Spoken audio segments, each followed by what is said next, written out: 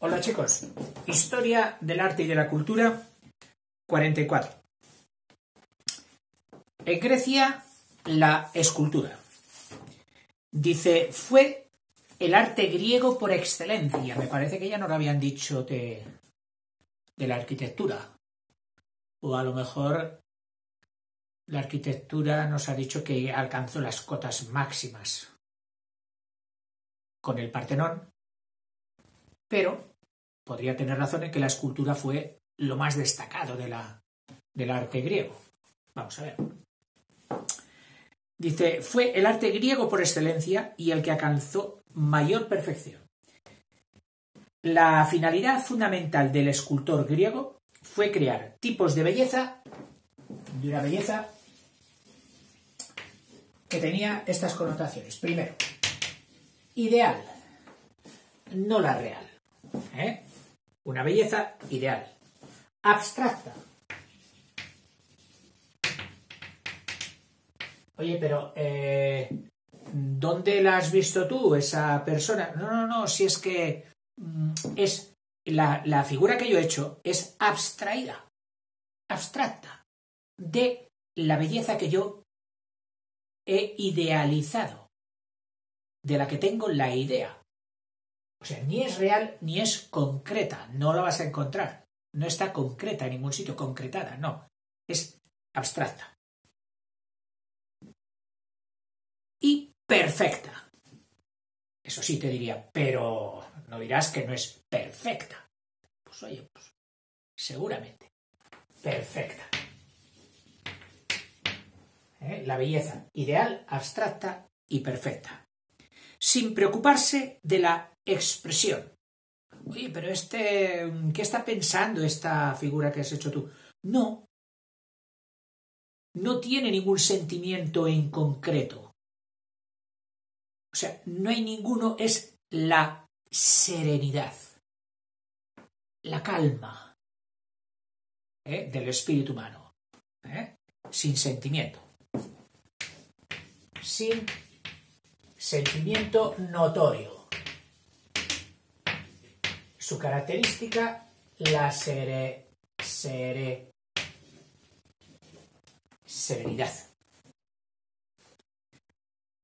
Que debían creer también que era el estado ecuánime, reposado, sereno, el más deseable para una persona. Bueno, dice, sin preocuparse de la expresión ni del parecido individual. No, oye, ¿pero quién es? Que no se parece a nadie, no lo busques. Oh, pues se parece a fulano. No lo busques, que no es él. Dice, porque lo real, el griego creía que lo real es imperfecto. Y creían que lo imperfecto no merece ser reproducido en el arte. En el arte tiene que ser lo perfecto.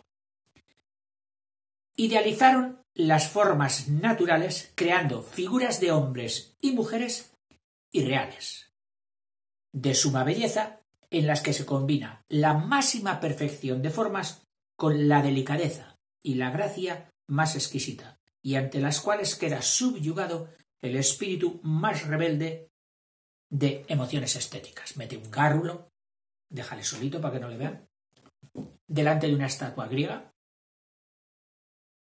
y se quedará admirándolo. En la evolución de la escultura griega anterior a Alejandro Magno, es decir, ahora cuando nos metamos en las divisiones,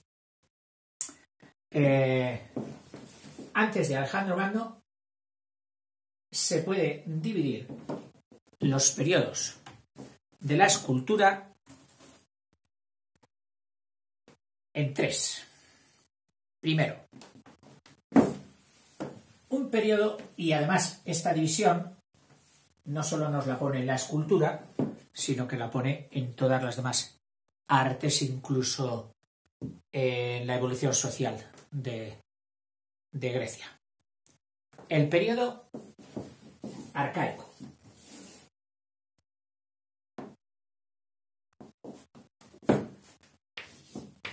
El periodo arcaico, que supuso el periodo de la formación. Se iba formando. el estilo. Anterior al siglo V. Es decir, aquí estará el siglo V y por encima pues siglo VI, VII, VIII. Recordad que estamos siempre antes de Cristo. En este periodo se caracteriza por el hieratismo, el arcaico,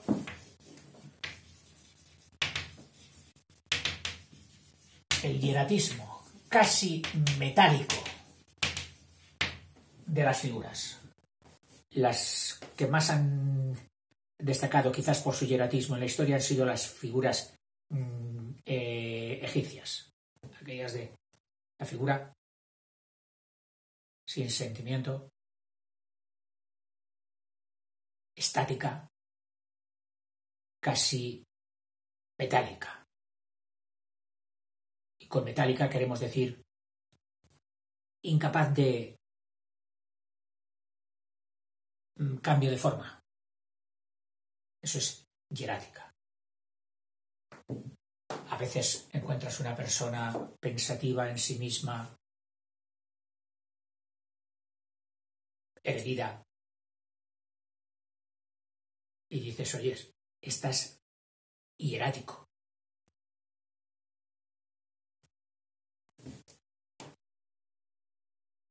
Ejemplo, y los prototipos eran el atleta joven, que era el Apolo, un Apolo, el tipo de atleta joven. Pero en este periodo arcaico era hierático. Y en cuanto a chica, pues era la doncella, que era la core. Vestirá con túnica de pliegues verticales y paralelos. Vestirá con túnica, verticales y paralelos. Esto era la túnica. Luego ya vendría el cuerpo, pero la túnica, verticales y paralelos. Y el manto jónico prendido en los hombros. Y el manto jónico prendido en los hombros. Ambos con una sonrisa estereotipada, la de siempre, muy típica. Segundo, una época de perfección que abarca los siglos V y IV. Quinto y cuarto. Esta será la época de perfección. Época de perfección que a su vez abarca 3 periodos. Primero, un periodo de transición,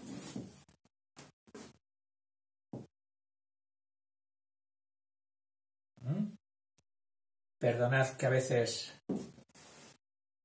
me pierdo en el libro, pero es que prefiero seguirlo en él. Claro, lógicamente, a principios del siglo V, representado ya por obras magníficas como las esculturas de los frontones del templo de Afaya. Frontones del templo de Afaya en la isla de Egina, que en el mar Egeo, aquí estaba el saliente de la Ática, Asia Menor, y aquí había una especie de golfo con Atenas, Corinto, etc. Pues aquí en medio estaba la isla Egina, que dice que es donde están estas famosas esculturas del frontón del templo de Afaya, que hoy se encuentran en el Museo de Berlín. También las del santuario de Zeus, Peloponeso, Golfo de Corinto, en Olimpia. También aquí, en el santuario de Zeus en Olimpia. Y principalmente las bellas esculturas atribuidas a Calamis. Bellas esculturas atribuidas a Calamis. Estamos a principios del siglo V.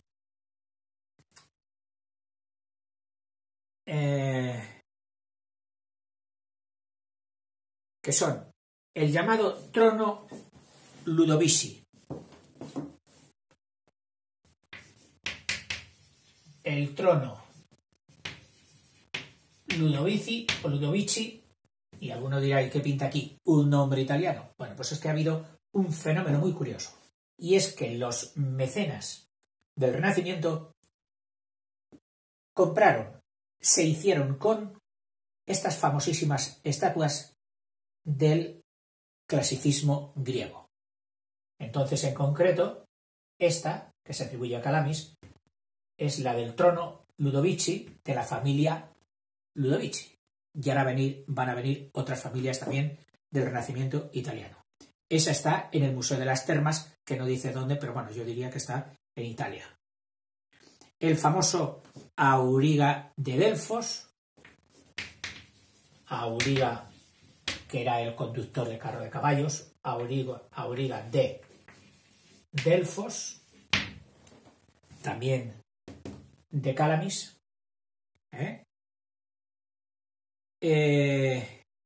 en las que ya alienta un soplo de vida precursor del gran estilo que va a venir a continuación, que lo llama estilo fidíaco, porque fue Fidias el principal y más importante escultor. El segundo periodo, el propiamente determinado ya clásico, que también se llama el siglo de Pericles, caracterizado por la serenidad majestuosa de las figuras, pues todo lo que hemos dicho al principio de la escultura griega, se puede decir, o estaba dicho más que de otro momento, del periodo clásico o de Pericles. Recordamos que eran la serenidad de la figura, una serenidad majestuosa, en las que se asocia maravillosamente la expresión de vida, es decir, no da la sensación de ser un cuerpo inerte, muerto, sin vida, no, tienen vida, y movimiento, vida y movimiento, con la suma perfección de formas. Dice el estilo sublime o fidíaco. El adjetivo fidíaco de Fidias fue cogido algo así como la expresión que vimos en literatura respecto a Lope de Vega en el siglo de oro, que cuando querían decir una cosa es muy buena decían, esto es de Lope, aunque no fuera de él, pero para decir que era buenísima, decían, es de Lope. Y tercero, en el siglo, esto ya habría sido siglo V, siglo V, y siglo IV, en el que las figuras pierden ya la serenidad. Aquí este siglo no lo determina, podríamos llamarlo prehelenístico, porque luego ya viene Alejandro Magno y el helenismo. Bueno, pues dice, las figuras pierden la serenidad de las anteriores. Dice, son serenidad, fuera. Y ya tienen sentimientos. Se aprecian, en lugar de la serenidad, sentimientos. Principalmente, el sentimiento del amor, el sentimiento de la reflexión y el sentimiento del dolor. Amor, reflexión y dolor. La cual llega a la exaltación, es decir, esto se incrementa en la época helenística. Los principales representantes del clasicismo helénico del clasicismo helénico en la escultura son Fidias, el más sublime,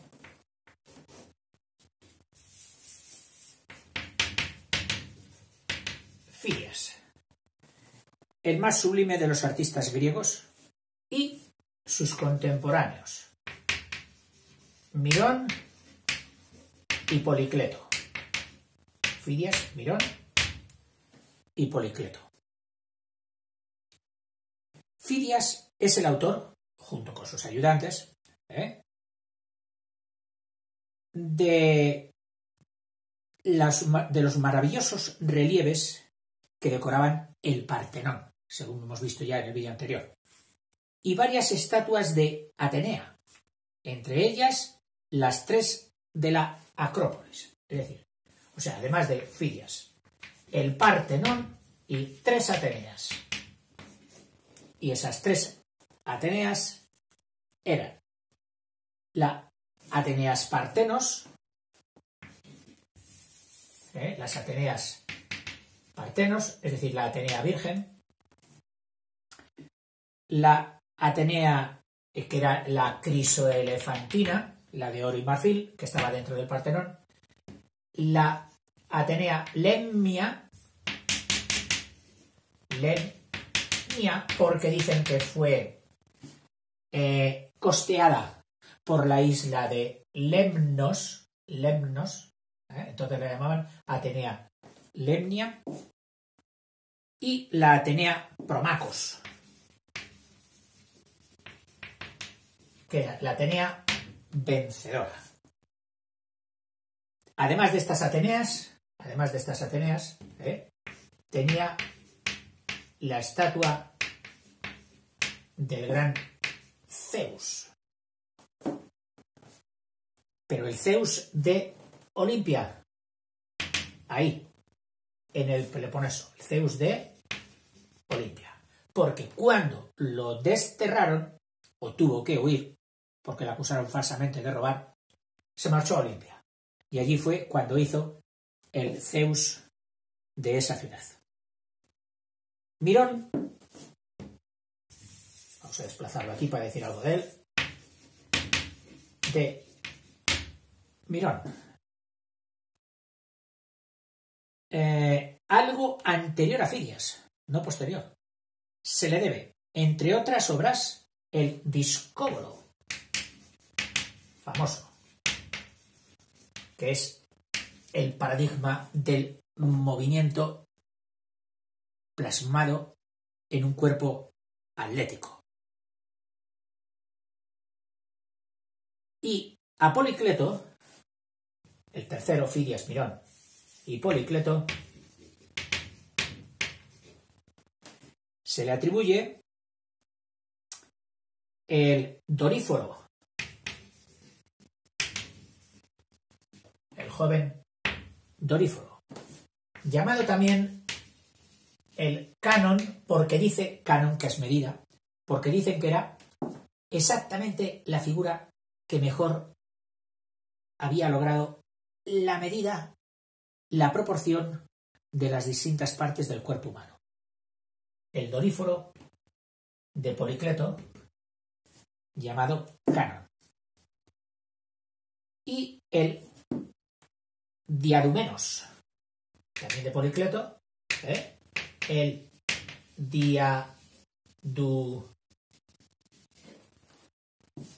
Diadumenos, muchacho que se está poniendo en las sienes la banda del triunfo después de las carreras. De Fidias quiere hacernos una semblanza. Dice, es el más excelso artista helénico, que llevó la escultura a una sublimidad no superada. Era ateniense y tuvo como maestro al gran pintor, que luego lo veremos, Polignoto. No te lo pongo ahora porque en la pintura lo veremos. Fue contemporáneo y amigo personal de Pericles y el director artístico de todas las grandes obras de la Acrópolis, dirigiendo a los otros, en el Partenón dirigiendo a los otros dos arquitectos. Víctima de las intrigas de enemigos políticos de su protector, fue acusado injustamente de haberse apropiado el oro y el marfil, parte del oro y marfil que había recibido para la estatua de Atenea Partenos, teniendo que huir de Atenas y refugiarse en Olimpia, donde labró su famoso Zeus o Júpiter en oro también y marfil. O sea que la Júpiter, Zeus, también era crisoelefantina.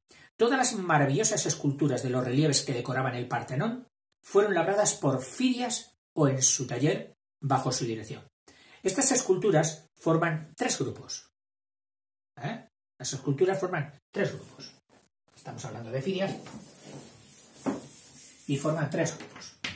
Los frontones, que eran los triángulos que estaban encima de los templos, o triángulos isósceles de las fachadas, uno de los cuales representa, creo que ya te lo hemos dicho en el Partenón, el nacimiento de Atenas, y de él formaba parte el magnífico fragmento de las tres Parcas, diosas cubiertas de finísimas vestiduras, a través de cuyas vestiduras, a través de esas, se transparentaban maravillosamente las formas del cuerpo. O sea, lograr esto en escultura, con piedra, con mármol, es una perfección impresionante. O sea, fíjate, se ve que es una tela que transparenta las formas del cuerpo, y todo eso en una escultura, donde no puedes jugar con el color, como en la pintura, solo con la forma. Y en el otro frontón, la lucha entre Atenas y Poseidón, que era Neptuno, disputándose el patrocinio de la Acrópolis. Luego estaban todas las metopas. Allí en el friso. Estaba pensando si era el arquítrabe. No, el arquítrabe está inferior. En el friso. Que en el arte dórico no era liso, sino que estaba dividido alternadamente por los triglifos y las metopas. Pues estas metopas, cuyos relieves representan la lucha de Teseo y sus compañeros con los centauros, que de ahí venía lo que dijimos de la centauromaquia, las amazonas, amazanomaquia, etc. Estaban también el friso que rodeaba todo el templo por debajo de la columna, representando la procesión de las Panateneas, o las fiestas en las que era llevado Atenea, y lucía el nuevo peplo que las vestales residentes en el Partenón, que al final no dijimos por qué se llamaba el Partenón, y es que en el Epistodomo, es decir, la parte trasera del Partenón, vivían allí las Partenos, las vírgenes. Y de ahí el Epistodomo se llamó Partenón y luego, por extensión, a todo el templo. El Partenón, sí, donde viven las vírgenes, las Partenos, que eran las doncellas consagradas. La mayor parte de lo salvado de estos relieves está en el Museo Británico de Londres y en el Louvre.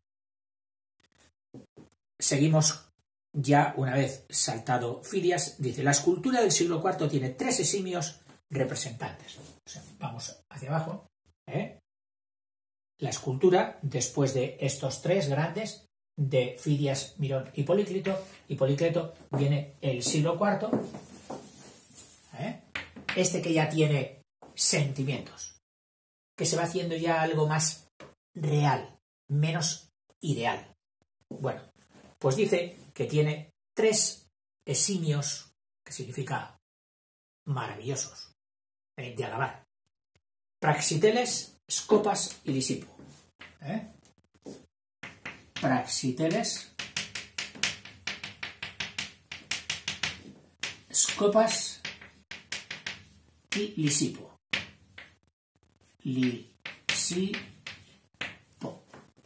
Esos son los tres grandes escultores, también una tríada impresionante. Las obras de Praxiteles, del primero, llamado también el escultor del amor, se caracteriza por la expresión amorosa, conseguida por el difuminado del mármol. En dibujo yo he oído llamarlo difuminado. Y es que una línea para pasar de un color a otro color no era ya una cosa precisa, neta, sino que se daba un ensanchamiento hacia los lados, es decir, más gruesa, pero claro, que encajaba, recibía un color por un lado y el otro color con más suavidad que si fuera una línea bien definida. Eso es el difuminar, que viene de como si fuera de humo. El humo, una cosa borrosilla, una línea borrosa. Bueno, pues esto, en la escultura daba una especie de dulzura mayor, que eran las estatuas de Praxíteles, que practicó el difuminado. Siendo las más famosas, impresionantes, de Praxíteles, y voy a borrar aquí para tener sitio, de la Venus del Nido, tan maravillosa que me parece que ahora mismo no me acuerdo, que mereció una oda, un poema maravilloso de nuestros clásicos. Y yo esto recuerdo ahora, la cabeza no me da para tanto, es la Venus del Nido. Pues bueno, es una de las estatuas famosas de Praxíteles. Otro, o sea, la Venus del Nido. Otro es Hermes, que tiene en brazos al niño Dionisio. Al niño Dionisio. Fíjate que ya es una estatua varonil, pero con la dulzura de un niño. Praxíteles, el del amor. Fauno, el fauno escanciador. El fauno, aquella mezcla de persona y animal, escanciador, que estaría con una copa de vino escanciando. Y el Apolo sauróctono. Apolo sauróctono, que tendrá que ver algo con las serpientes. Seguro, porque Sauro es serpientes. Bueno, el estilo de Escopas, llamado el escultor de lo trágico. Así que como este era del amor, este lo trágico. Vamos a poner aquí la máscara de las comedias, de las tragedias griegas.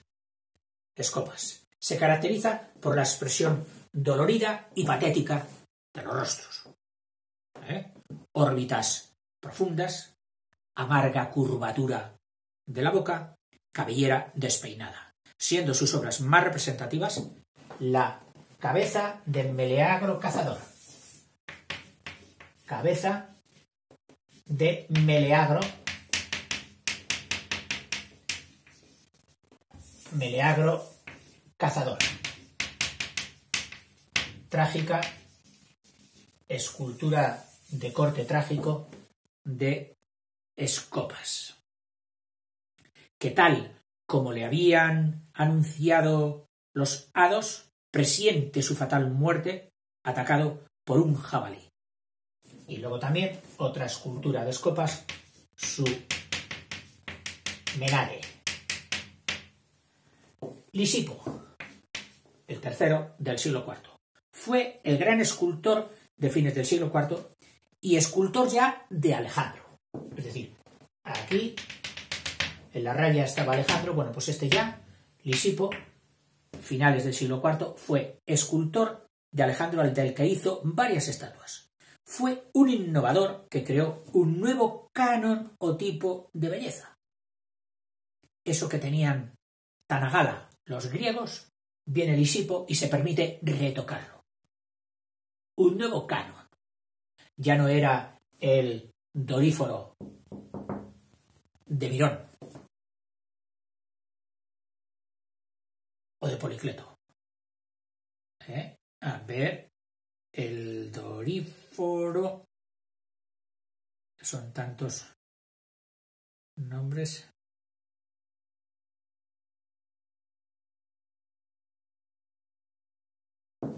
Caramba. Venus de Nirios, Hermes del Fauno, el Fauno tal, el estilo de Escopas. Así. El canon era el Doríforo, era de Policleto. Perdón, apúntatelo que no te pase en el examen como a mí. El Doríforo, que era el canon, era de Policleto. Pues viene ahora Lisipo, a finales del siglo IV, ya para entrar en el helenismo, el escultor de Alejandro Magno, y se permite modificar ese canon. ¿Y en qué consistió? Pues mira, en hacer la cabeza más pequeña y el cuerpo más estilizado. Es decir, más bregado en el deporte, en la lucha, como estaría, suponemos, Alejandro Magno. Así como los clásicos eran, pues, contornos redondeados. Vamos, hoy dirían, este más fibrado y aquellos menos fibrados. Dice que daba la sensación de un cuerpo más esbelto y ligero que el de Policleto, que el canon de Policleto. Y que probablemente es su apoximeno, es decir, ¿en qué escultura se vería esto? Perfectamente en su apoximeno, el apoximeno de Lisipo, joven atleta que se quita el polvo con una raedera, una especie de toalla, del que se encontró una copia en Roma en el 894. Se le atribuyen otras muchas obras, entre otras la Venus, y fíjate ahora, verás, estamos con Lisipo, la Venus de Médicis, otro mecenas de la Italia renacentista que consiguió la Venus de Lisipo, atribuida a Lisipo. Mercurio sentado, Mercurio, el dios de la velocidad y del transporte, sentado